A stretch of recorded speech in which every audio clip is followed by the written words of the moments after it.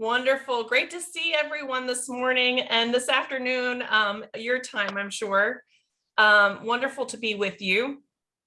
I know the majority of the people in the room, but for those that I haven't met yet, my name is Barbara Langley, and I'm the director for SIPE Center for Women's Economic Empowerment. We launched about 4 years ago within the organization and work both internally within the organization and externally to promote SIPE's leadership and area of expertise on women's economic empowerment. And part of that is this project model that you all are working on, the Women's National Business Agenda.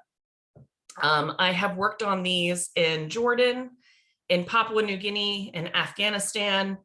I've assisted in Nigeria. And I can say that we've also done variations of the business agenda for the broader group of private sector, including both men and women in Bahrain, for example.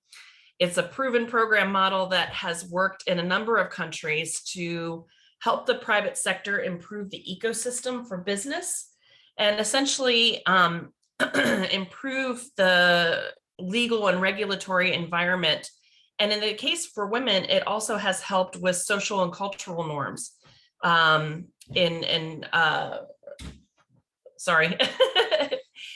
advancing those issues back in their home cultures. Give me 1 second, sorry.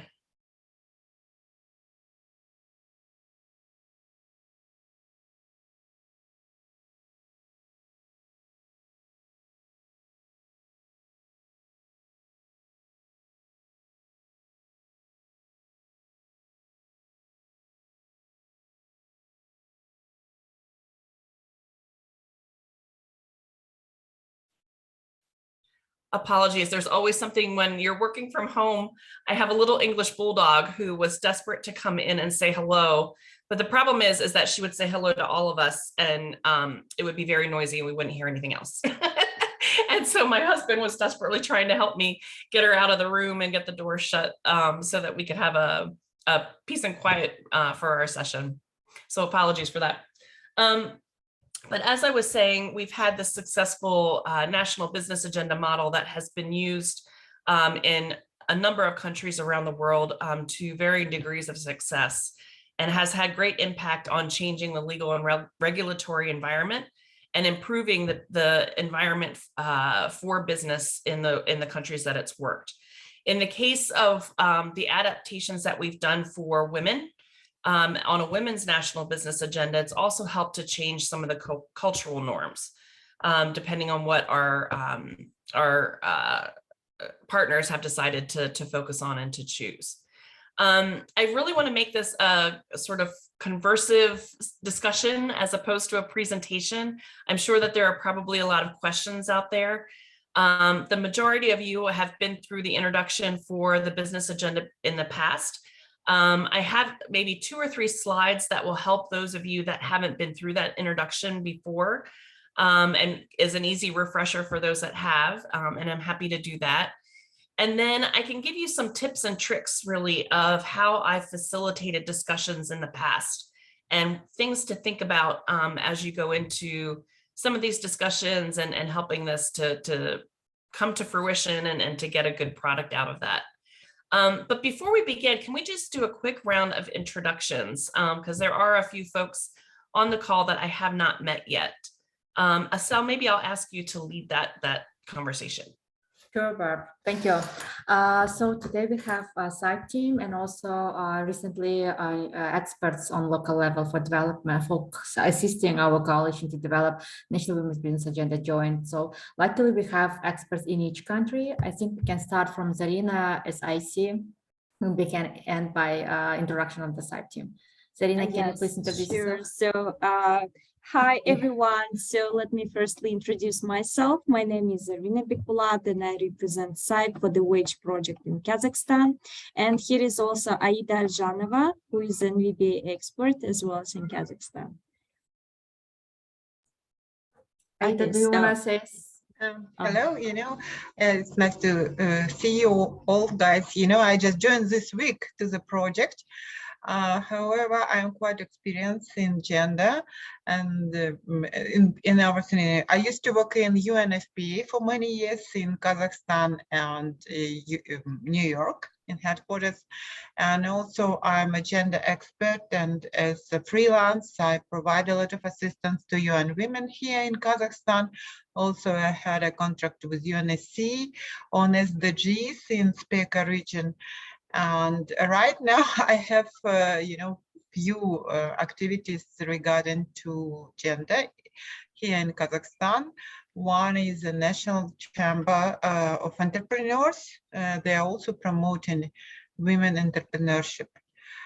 Therefore, for me, it's very interesting now, and I hope that you will share your experience with us. And I hope, and also I'm a specialist on strategic planning. I'm delivering trainings in the university on strategy. Thank you so much, Aida. So glad that you joined our Wage Kazakhstan team. Tajikistan, Mohru, do you want to introduce yourself and Zarina?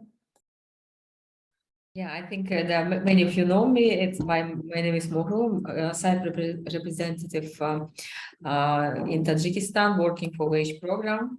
Barb, it's nice to see you over for a long time pause. Yeah, I hope you're doing well, and I'm very glad to introduce Zarina, our expert on NVBA development, on facilitating NVBA development. Zarina, please introduce yourself. Yes, hi, good morning, good afternoon. So my name is Zarina Kasimova, so I'm not Zarina Bekbolat. So for you, Barbara, next time you will not confuse me, but it's good we have the same name, so you were just saying hi to me immediately. So it's nice to meet you. I have joined, actually, I joined since mid of June, Mohru, a bit earlier because she was just providing me some information about the program. And I'm quite a pioneer in Tajikistan with launching PPD, public-private dialogue, and actually the guideline which I was reading then, very well written, by the way. So it's quite, I would say it's just the same tool which was used for the PPD. Yeah? So a bit of different because of the specificities of the country, but still the same. I have also experience in working with the inclusiveness, which was including, of course, the women entrepreneurship, and youth, and migration, etc., and disabled people. So I'm just quite happy to join your team. And so far, I'm very much enjoying also the atmosphere and environment because of how also ASEL is coordinating it from the regional perspective, and also how the seniors management are doing this, and also the inter-exchange between the team members. So yeah, I'm just enjoying it so far. Thank you. Nice to meet you. Thank you so much, Zarina. We believe that our cooperation is going to be fruitful for developing national women's business agenda in Tajikistan. Malika couldn't join us today due to vacation time, but Hamdamova, sorry, I forgot your name. Firuza Hamdamova joined us. She's our local expert for Uzbekistan. Firuza, can you hear us? Yes. Good afternoon. Very glad to meet all of our colleagues. Just a moment. I've got some technical problems. Excuse me. Sorry, I can't join video. I've got some problems with video. Hello. I'm glad to see you. My name is Firuza Hamdamova. I'm a specialist on gender issues. Actually, presently, I'm a national consultant in a number of projects on gender issues in Uzbekistan. Also, I'm a researcher in the National Human Rights Center of the Republic of Uzbekistan. And my research is devoted to the legal aspects of digital economy, including some gender digital issues as well. Thank you so much, Firuza. Firuza just joined us, and I think this meeting will be so helpful for you. And for Kyrgyzstan, we have Azamat Dikambayev as a local expert who is supporting us, but unfortunately he couldn't join us today due to force majeure reasons, but his assisting colleagues Alina and Jamila joined us. Rina, Jamila, could you please introduce yourself? Thank you. Hello, everyone. It's a pleasure to meet you all. I will introduce myself. My name is Alina. I am a member of the expert group from Kyrgyzstan. My colleague Jamila is also here. So as I said, unfortunately, our head of our group, Azamadi Kambayev, can participate in this meeting. We prepared some questions for you, Barbara, and I hope you can give us some advice. Thank you. Thank you, Rina. Jamila, do you want to say something? Hello, colleagues. It's nice to see all of representatives of the project here because for us, for our company, Yeah, I don't hear. Can you hear me? Not really. Hello. We don't hear you well, please. Hello, can you hear me? Yes, now we can hear you, Jamila. Sorry, I'm also on vacation, so maybe internet connection is not so good. So it's our first meeting in this team.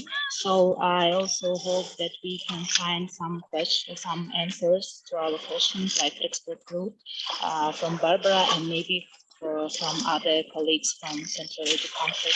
Thank you. Thank you, Jamila. And we have a side team, Nargiza, Nursultan, and Sydney. Could you please introduce yourself too for our experts? Oh, sure. Hello, everyone. Hello, Barb. My name is Nargiza. I'm Program Associate for WAGE Project. I'm based in Kyrgyzstan. Nice to meet everyone. Hi, colleagues. Nice to see you. My name is Nursultan Turdibekov, a Program Associate in the WAGE program in Bishkek. And, my name is Sydney Miller. I'm a Program Associate located in Washington, D.C. Hi. Good morning, Sydney. And I'm Ashir Kubanajbekov, and I'm Regional Coordinator for the WAGE program in Central Asia, and I'm based in Bishkek, Kyrgyzstan. That's great. Thank you all so much. It's wonderful to meet you. And yes, it's early here, Zarina and Zarina. And so when I saw the name Zarina and I was like, oh, hi, hello, how are you? It's great to see you again. And she's like, do you know me? And I was like, wait a minute, no, I don't. So it was, it took me a minute. I had to wake up. I haven't had my coffee yet. But thank you all for joining us. I'm hoping that we can shed some light and help you feel a bit more conversant in the business agenda process and how to talk about it, how to facilitate, and just generally to help catch you up to speed with the rest of the team. So let me go ahead and share my screen. Like I said, I have about 2 or 3 slides that I think will help facilitate our discussion this morning. All right.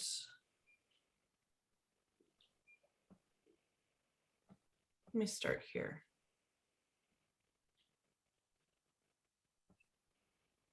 There we go. Nursultan, I have you up on my screen. Can you just nod if you're seeing the presentation? Yes, we see it. Excellent, thank you.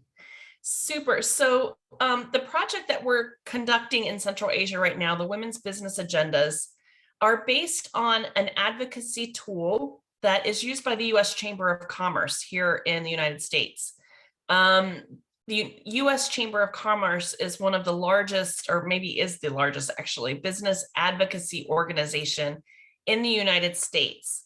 And in, I think, the 1970s, as they were getting up and running and working, they were looking at the policy and regulatory environment and trying to figure out a system to essentially get input from the most members within their organization, the most business owners, to ensure that they were putting together a strategy that would address the barriers to business in the United States in a way that was fully inclusive, fully democratic, and could lend to great buy-in and consensus across the board. So with that, they came up with this National Business Agenda advocacy tool. And I believe that my colleagues have shared with you the guidebook that SIPE has put together on national business agendas, how to do them, what they are, and all of that. What I will say is that each country, when we employ this tool as a project within the country, it gets adapted, and it needs to, because we can't do everything the same way in every country because of just the way things are. Ultimately, what we're hoping to do is to have a more democratic, more open, more transparent, and inclusive process to identifying the priorities of barriers for women in business, and then ways to address them. So here you can see the group in Nigeria pulling together their women's business agenda. And as the slide says, the women's business agendas are a tool that addresses barriers to women's full participation in the economy. And it can help transform the economy and democracy by reforming laws and changing democratic values. When we talk about a business agenda, we talk about it being both a process and a product, and this is really key. Through the process, we're focused on an organized, systematic, private sector driven, public-private dialogue effort that one of our colleagues has mentioned that they've had experience in, which is great. It's democratic. Certainly there are some countries where democracy or democratic is a word that is often avoided. It poses a challenge. It's deemed a threat in many ways. I faced that in Bahrain. But essentially what we're talking about is just getting a broad-based consultation to get consensus and to understand what the shared priorities are. For example, when I worked in Bahrain, it was a very closed society, and the main chamber of commerce actually had a direct line to the Minister of Economy.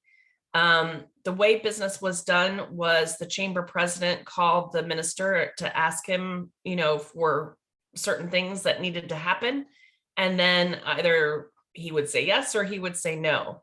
But there wasn't this consultation. The members didn't feel like they were included in any process for decision-making, for the priorities that were going forward and ways to address this with the government. So they felt shut out. And so by introducing a coalition that was able to get this broad-based consultation done with members in the private sector to get consensus on shared priorities and then propose solutions, we were able to improve the working environment a bit within the country. So the process is also fact-based. It's grounded in research and international best practices on economy and on business. And it's also ongoing and iterative. Once we complete a business agenda product, which we'll talk about next, that's when the advocacy starts to take place. Your coalition will present the actual document to government officials in a public-private dialogue, sometimes in a press conference, and have ongoing discussions and meetings, both in public-private dialogue, sometimes in one-on-one meetings and phone calls, working through the press, and just various ways and tactics to help advocate for the priorities that are included. What I've seen is often that maybe out of every 10 issues and solutions that are proposed, maybe 2 or 3 are adopted, and that's fine. It doesn't sound like a great record, but it actually is quite good, because any success is going to help lend credibility to the process, to the product, and to the coalition behind it. And then you give it, typically it will run about a year, but when you're doing your first one, sometimes it takes closer to 2 years to get the full system run through. But essentially at the end, and we'll talk about this in a minute, you want to evaluate what your success has been and then start the process over again with new priorities or updated priorities as you go through. I'm getting a little bit ahead of myself. We talked a little bit about the process, but it's also a product, an actual document, a research paper that analyzes what is happening for, in this case, women in the economy, women in business, and then identifies the priorities of things that need to be worked on and fixed. We often ask that our coalition partners focus on the low-hanging fruit, things that are already in process, things that are already in agreement where the government feels that it's something that they would like to focus on to make sure that they get some success. And then we work with economic researchers to put together solutions to actually recommend legislation or recommend changes to regulation, and then provide sort of a window or a picture of what that might mean if those changes are made. The document is also then routed through, typically through with SAIC, we route it through like a peer review. So experts that have been through the process, understand the products, understand international best practices in the economy, understand free market, and provide some comments and ideas and edits for the document itself in terms of presentation, just to help make it the best that it can be. Excuse me. And this is the last slide that I'll share. We had mentioned that this is sort of a cyclical process, an iterative process. And so in the beginning, what you're doing is you're consulting, as I've talked about before, with members in the private sector, in this case, largely women, although you certainly want to reach out to male champions for these issues. You want to make sure that you have the most diverse group of individuals at the table as you can to understand their problems, to help make connections, and then to start building buy-in and consensus. When I did this project in Bahrain, for example, we started off, as I mentioned, trying to work with the Maine Chamber of Commerce, who essentially just shut us down. They said, working with the voice of the private sector, that's dangerous. You can't do that here. Private sector doesn't have a voice. They don't need to have a voice. But when we talk to individuals, when we talk to smaller business associations, the understanding and the issue was much different, and they took issue with that statement. And they felt that there was a window that they could work within that was still safe, that the government wouldn't feel threatened.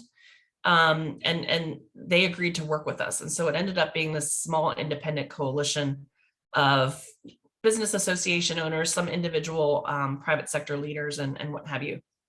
When we started, there was a representative from a transportation association who was really at his wit's end. It was Bahrain, so there's sort of the Shia Sunni religious divide. And he was a Shia business owner. When his buses would try to go to Saudi Arabia, taking groups of tourists to Saudi Arabia, they started getting shut down at the border and turned away. They weren't allowed to enter the country, and they couldn't figure out why. Eventually, it came forward that it was because the bus drivers were Shia.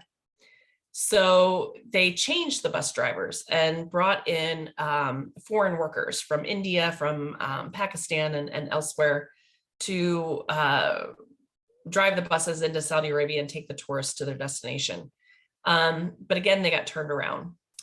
And it was because he was a Shia business owner. So his business was starting to go south, as we say in the United States. Things were going very badly. He was losing business. And he took his issue to the Maine Chamber of Commerce and didn't get any sort of assistance or help in this. He came to our session for our coalition to understand what we were trying to do, what the process was, and just felt hope. He felt like this was something that he was going to be able to work within and to really see action happen and to take place. So with that, we were able to sort of win him over, bring him into the coalition, have him be an active member. And truly, in the end, they were able to impact some of the laws and legislation to improve the business environment for Shia business owners there. So we're really proud of that. So that's the consultation phase. When you get through and you've identified various priorities that the private sector, or in this case, women in the private sector, are most interested in, then you need to start developing your recommendations. And this is where you bring in economic researchers to help you. So essentially you want to list problem, solution, and expected impact in your research. And as you go forward with that research document, you develop the business agenda product that we talked about, which is a clear roadmap for reform. It's a document, it's a living document. It's one that is updated annually, as I mentioned, that really helps to guide policymakers with the priorities of the women in the private sector and what solutions are going to be able to help impact the economy for the better, for the best of the country.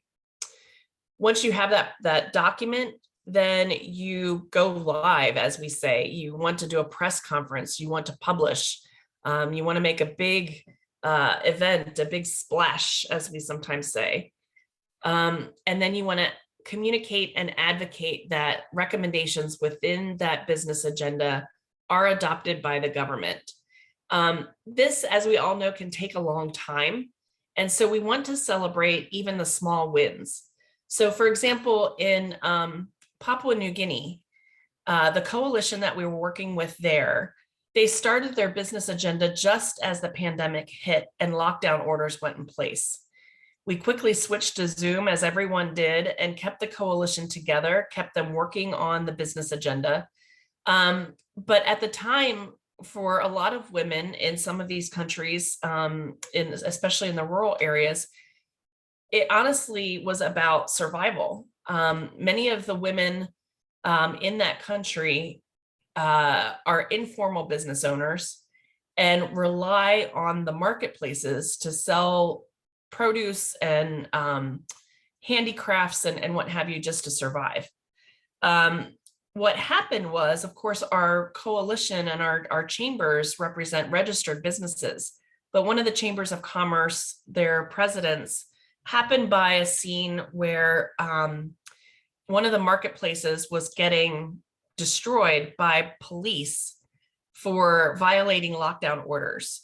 They beat the women, they burned the crops, they tore down the market stands, and it was just a horrific scene from what I understand.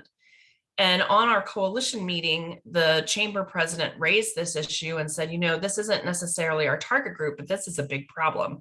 This has to stop. And on that call, there were other coalition members with key contacts within the government that could make things happen. And within 24 hours, the coalition was able to get the government to agree to launch a hotline to report police brutality and investigate some of these issues that were happening. And as I understand, in Papua New Guinea, the issue of police brutality was somewhat taboo. No one ever talked about it. No one ever talked about it in public, especially. And so for the coalition, this was one of the small wins. It wasn't a target for their business agenda. It wasn't a target for their advocacy. But again, remember, the business agenda is also about the process and the coalition that comes together and the things that they're able to do together. And so we celebrated that win together with them. Finally, as you make your way through the process, the final stage, of course, you want to give yourself maybe 6 months to advocate, and then you have to sort of stop, regroup. You want to monitor and evaluate what you've been able to do, and then start to lay the groundwork for the next phase. And then you go right back into the consultation, research, developing the business agenda, advocating, and again, monitoring and evaluating. So with that, I think I'll pause and just ask if there are any questions, especially from those of our colleagues that are newer to this project, and ask if there's any questions that I can answer on the business agenda project that we have. Thanks, Barsori. We have new participant, Mahira Khalikova. Could you please introduce yourself?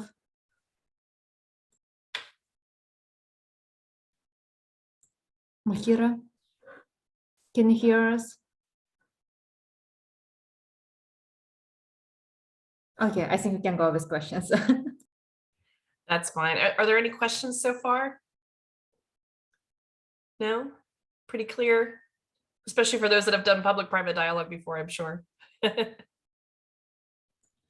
I have a question. if you yes. let me. Mhm. Excuse me. Yesterday we have the meeting and the speaker mentioned the experience of Bahrain. And as well as today, you also mentioned this experience as the positive and the best ones. What are the peculiarities of this program in that country? Why it was very successful? And can it be applicable in our region as well?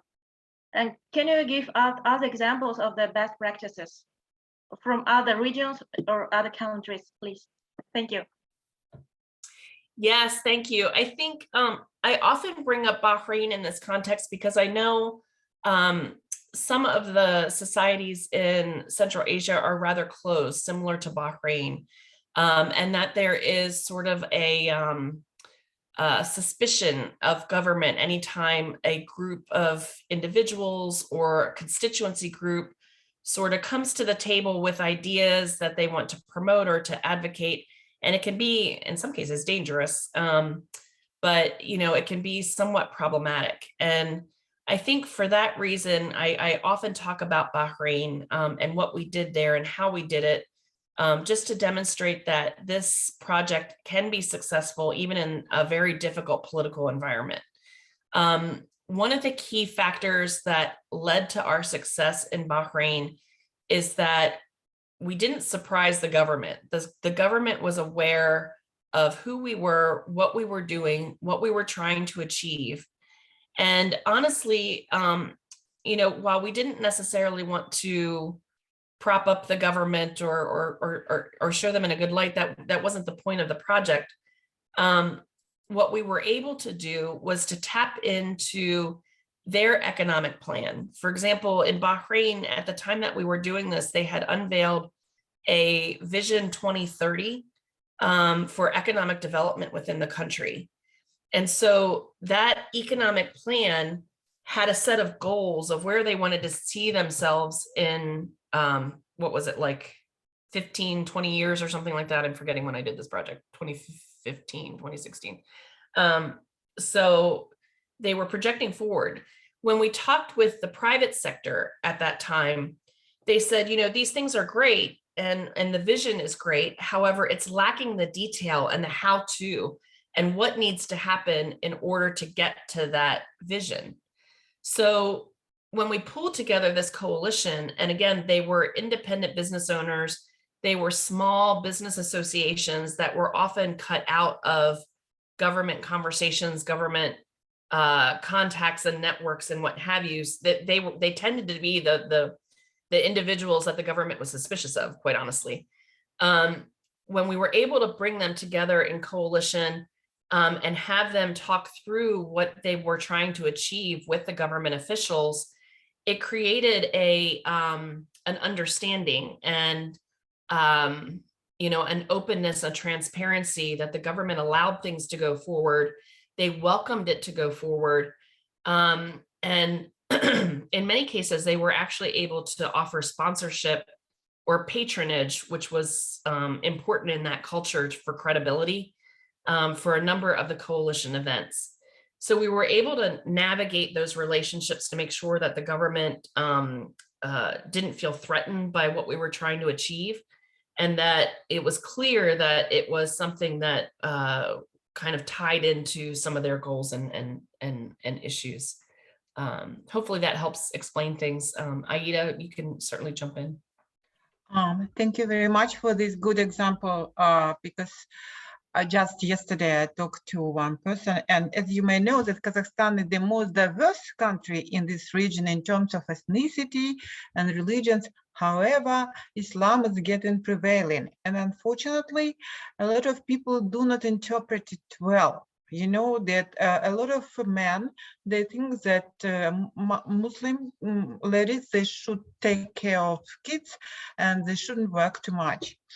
And, it would be nice to have more examples from these strong Muslim countries where the government and where the religious leaders support women entrepreneurship. I talked to the lady yesterday, and we discussed this just one idea to run a project with the name of Khadija Project, the wife of Prophet, who was an entrepreneur, a businesswoman. Therefore, please give us these examples, because in general, women in the urban areas, they're very active and they need more digital skills. But women in the rural areas, they're always, at the lower level, and most of them practice in Islam, and they need kind of good examples, yes, to be motivated. Aida, I can probably give you the harshest example that is out there, and that is Afghanistan.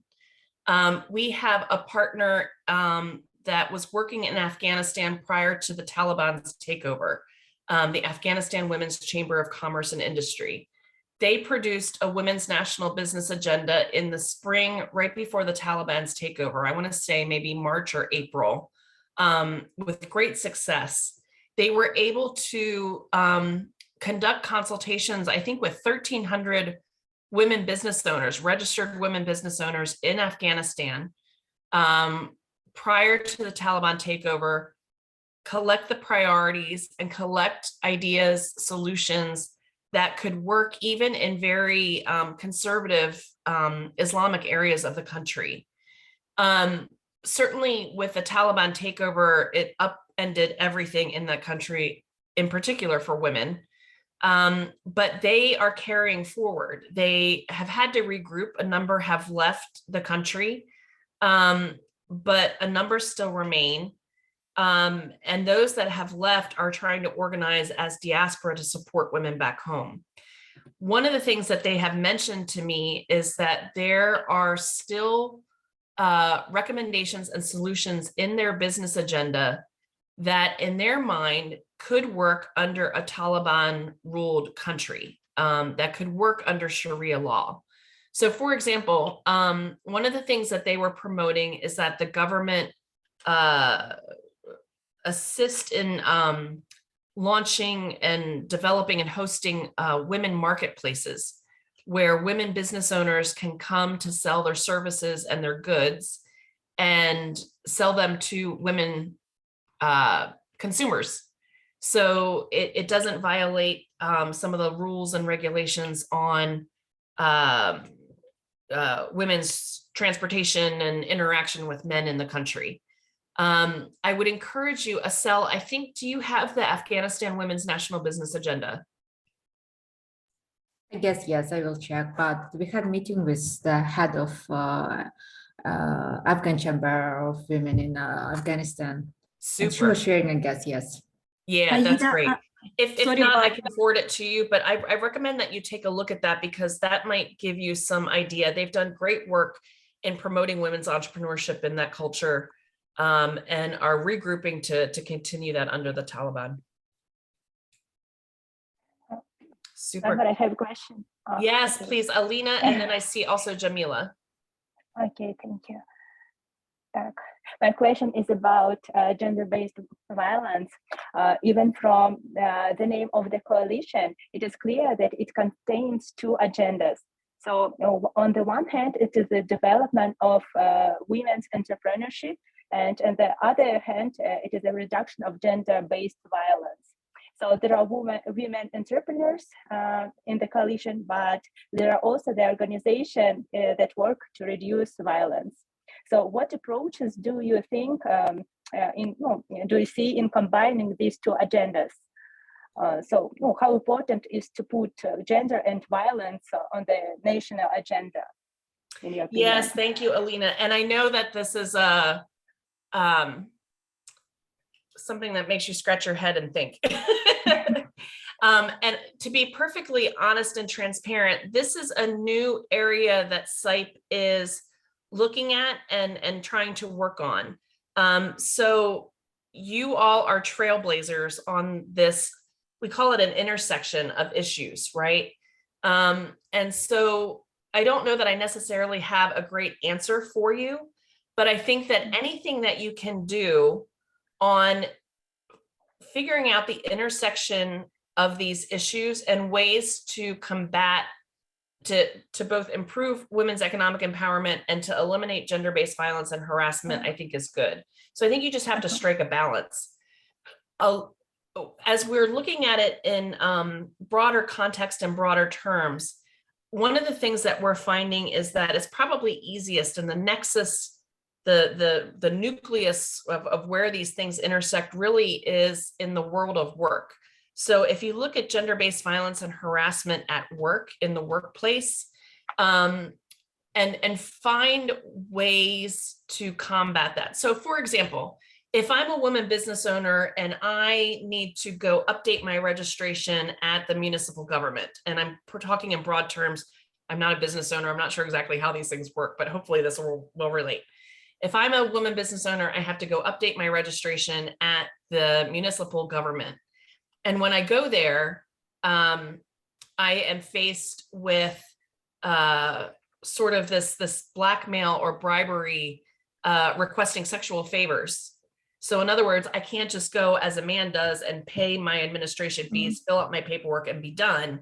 I have to pay my dues, fill out the administration fees, and I am subjected to this official that is telling me that I have to do some sort of sexual favor in order to get my registration done.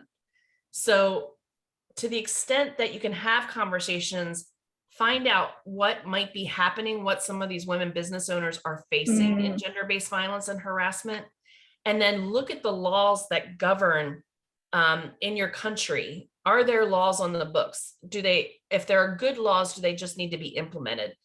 And target a little bit of the business agenda in that way, to try to push forward the understanding that gender-based violence and harassment is impacting women business owners.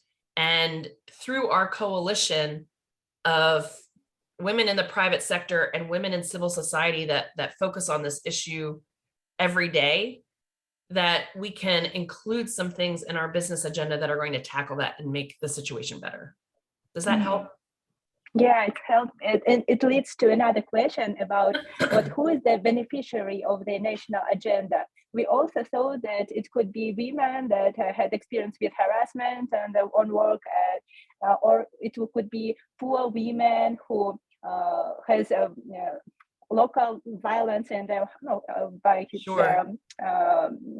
husbands, etc. So we can take into account another beneficiary group. What do you think? I think what I would say is that I would leave that decision to your coalition in terms of how they want to define it, how they want to solve it, how they want to tackle it. Because like I said, this is the first time that SIPE is trying this effort. And so I don't want to give you a box in which you try to fit everything. What I would suggest is that if you, in terms of trying to be helpful, I'm not saying that you have to do it this way, but if you try to focus on women business owners and any gender-based violence and harassment they may have faced, and then you target laws and regulations on gender-based violence and harassment that benefit the women business owners, ultimately you are indirectly benefiting women as a whole, because as you put forward these improved legislation, or as legislation that it already exists that's good is implemented, you're definitely benefiting your core constituency group, which is women in business.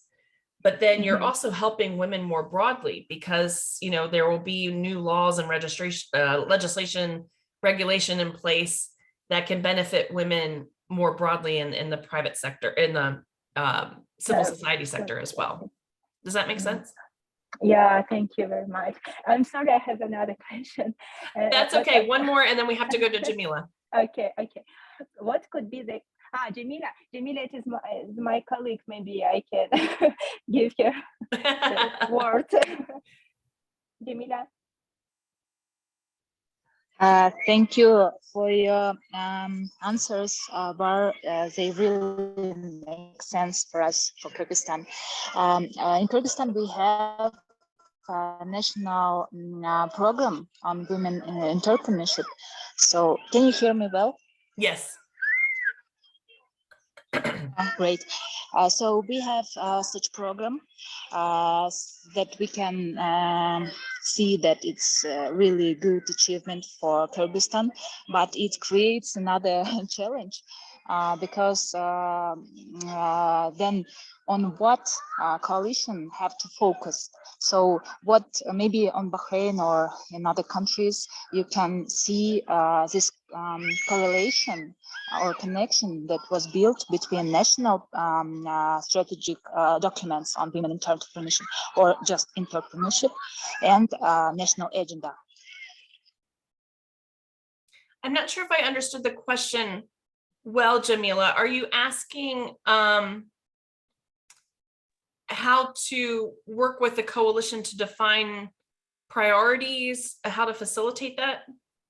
I think she means what could be the connection between all of those documents, not to double some of their I see. questions. Yes, because our national program they also works on barriers and problems for women in entrepreneurship, and our agenda that will be developed.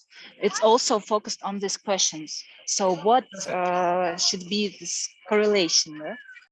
Yeah, absolutely. I think when you're developing the product, for example, I think there's two places where this comes in. The folks that are responsible for that project, for that effort, I would make sure that they're included in the coalition because they have a wealth of knowledge, experience of what has been done, that we don't end up recreating the wheel, right? That we don't end up duplicating efforts that have already been done. What has gone into that document or into that publication, into that strategy needs to, there needs to be a desk review by your economic researchers first and foremost as they're developing the product. And that needs to be a part of their desk review as they pull that together. So, you can always refer back to different strategies and things that have gone forward and lend credibility. The entrepreneurship strategy might be all encompassing, and what your business agenda does is narrow down to what can be done quickly and easily through the coalition, through the advocacy in a short amount of time. And it helps take something that can be very overwhelming and make it very actionable. So it absolutely needs to be a part of that base. Alina, I know that you had another question, but I confess we have about 10 minutes left in this session. And I wanted to leave you with some tips and tricks for facilitation. So if you'll indulge me, I will go ahead and offer that because I do have a hard stop at 9. I have a State Department meeting at 9 o'clock. But what I would say is if there are other questions, Acel has my email address, and I would say maybe compile all the questions, send them to me by email, and I can get back to you via email. I also am happy to meet at 8 o'clock any morning of the week and to do a follow-up session as it's helpful to give you a bit of coaching as you go through this. Is that fair, Acel? Super. Excellent.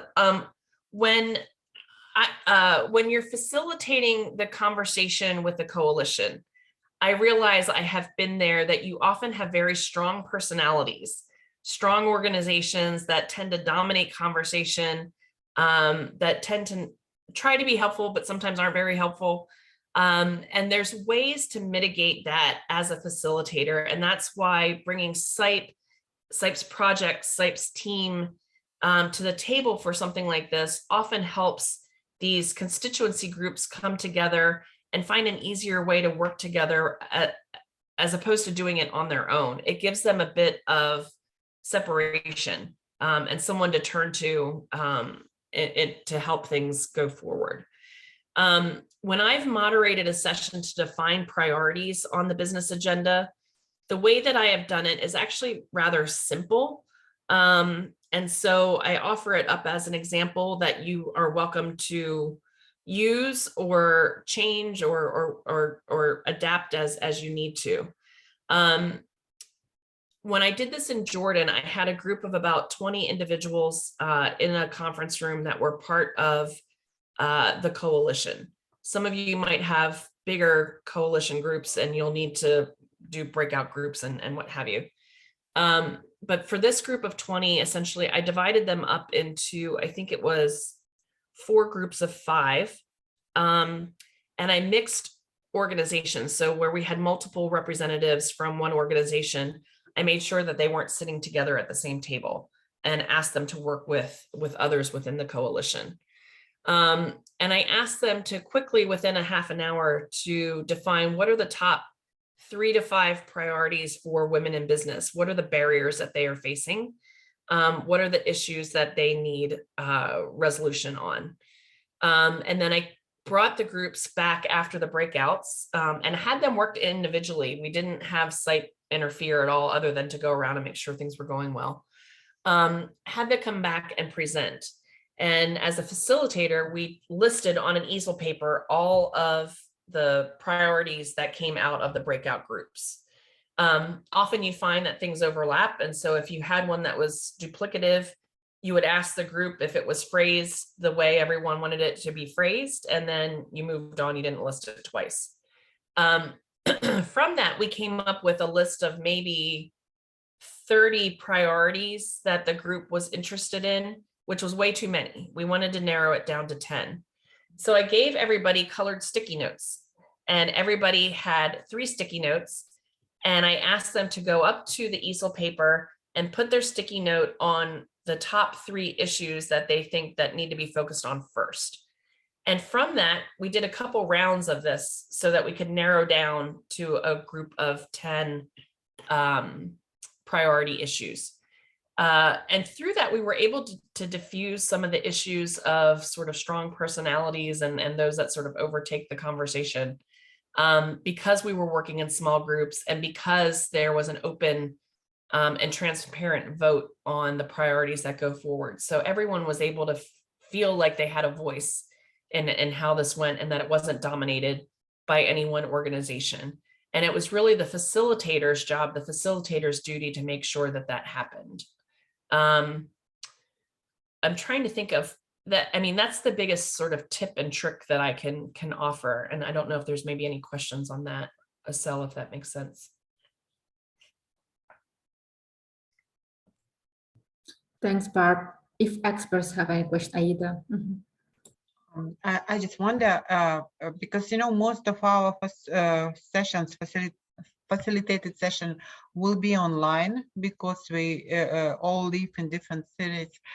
Do you have any software which you would advise to use? Yes. And does the SIPA has the software that we can use, because most of them are paid? Yes. I'm forgetting what it's called off the top of my head, but there is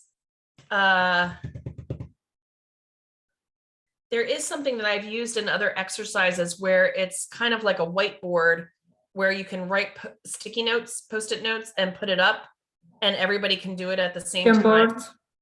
Yes. Jamboard. Yes. You mean this Jamboard in Google? Yes, just this free. Yes, that's the one that I was just thinking if you maybe have something different. Because, you know, I know that there are a lot of different softwares which Jamboard is enough. Yes. Yeah, I think so. Jamboard, I think, is enough.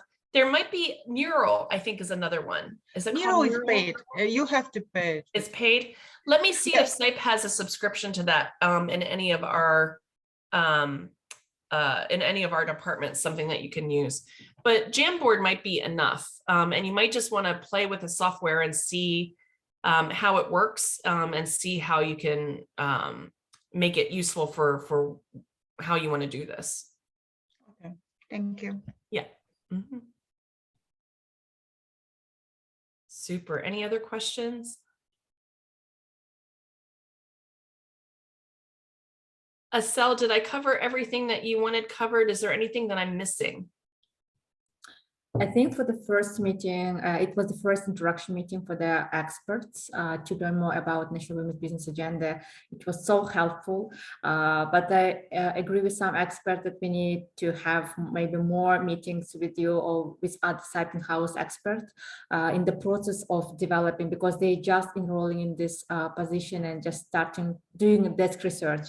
And later we are planning to have to start this consultation and facilitation among the members of the coalition to identify the priorities, and if there is possibility and interest from experts, we'll be glad to connect Barb and our experts one more time. And Zarina, you have a question? No? Okay, sorry. Excellent. Okay, That sounds great. great. Yes, I'm happy to jump on a call. 8 o'clock is usually an easy time slot for me to jump on a call even last minute if need be. But I would also encourage you to reach out to some of our other colleagues and we can help you with that. The conversation with the head of the Afghanistan Women's Chamber of Commerce and Industry, Manisha Wafek, will be great. She is phenomenal. A lot of what I've learned is from her. Our consultant in Romania, Camelia Bulat, and also Carmen, I'm forgetting Carmen's last name off the top of my head, but they both, everything that I have learned about business agendas, I've learned from them. So having a sort of diverse group to listen to and to hear how they've done things is also, I think, going to be helpful as you sort of create and adapt these processes and ideas for work within your coalitions. Great.